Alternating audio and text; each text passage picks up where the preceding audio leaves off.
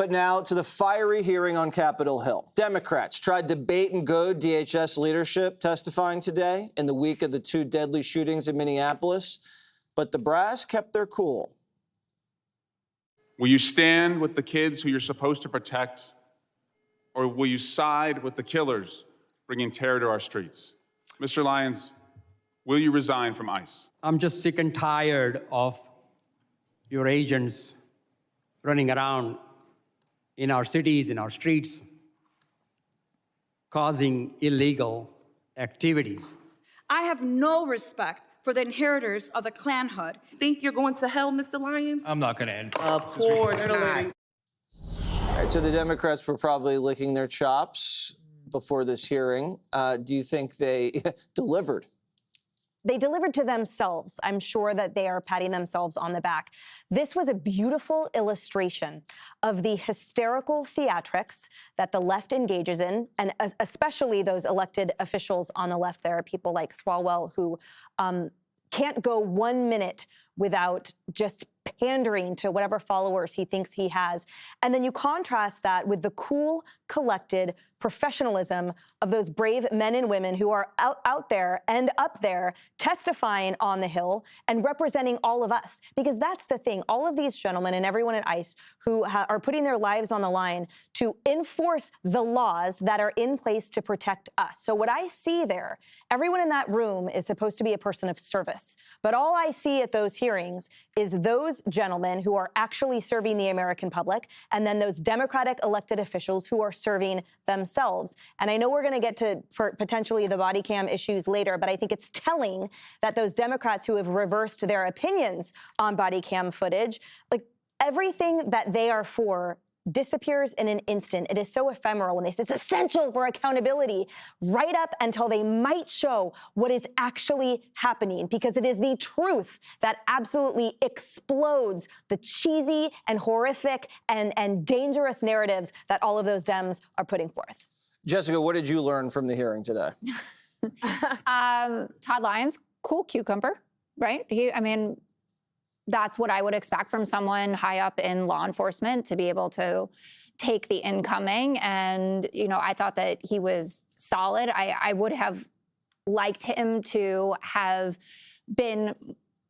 more give, almost like Tom Homan was in the press conference, the first press conference that he gave when he got to Minneapolis, when he acknowledged that mistakes had been made, and that if that hadn't been the case, then there would be no reason for there to be a change in leadership. It is quite obvious from the fact that we have 2 dead Americans and all of these terrible violations of the First and Fourth Amendments, for instance, that ICE has not been behaving perfectly, to say the least. But I think they did their job. And if we're going to pretend that it's only Democrats that grandstand at one of these hearings, no one is being honest about that. But, if you want to be making the argument at this particular moment that all ICE is doing and Border Patrol is enforcing the law, and those of you who are going off and complaining about a little thing there and a little thing there, you're just totally out of step with the American public. And the issues that many of those Democratic representatives were raising are very real and personal to Americans. It's reflected in Donald Trump's approval on immigration. It's reflected in the way that people feel about ICE, that it has record high support for abolishing it. I already said the First and Fourth Amendment violations, U.S. citizens that are being detained, having shown sometimes proof of citizenship and then sometimes not, because you're not supposed to have to. Border Patrol agents pepper spraying Americans, migrant kids in that Dilley detention center. ProPublica went in there, kids getting food with worms in it. No, not worms! Are you kidding me? Also, they're being detained. It's court ordered. You can only be in there for 20 days. What was the First Amendment violation? Kids. I missed that. Oh, that you can't You rattle all this stuff off. It's not rattling. It's the Constitution. And it's like it's happening in environments that you create. Stop it, Greg. No, I'm not going to stop. Well, anyway, my time is up, so you go. All right. But None of the people at that hearing deserve any credibility, because do you know who put the non-violent, hardworking illegals in jeopardy? Those people. They forced the government to lump the hardworking, law-abiding illegals in with the very worst because they wouldn't cooperate in order to get rid of the very worst. So you have these environments where, quote, the First Amendment, the Fourth Amendment, worms in the food, all these things are happening, and somehow that's ICE ICE's fault. No, no, no, no, no. This has always been their game plan from the start. It was never to protect the hardworking illegals, but to goad the government to target them by not giving the government the ability to focus on the worst. We started with, let's do the worst first. They said, okay, but then they didn't. They didn't cooperate. So that forced the government to widen the net.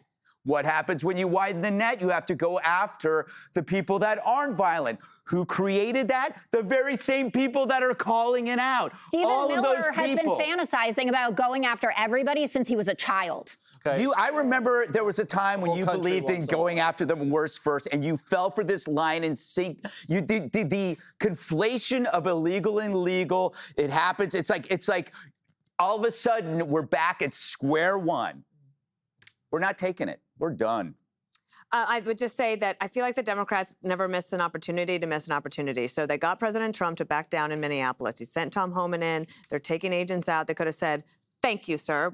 That's what we demanded. Instead, they have to lie to their online base to show them that they're actually doing something. So now they're promising their base something that is not going to happen.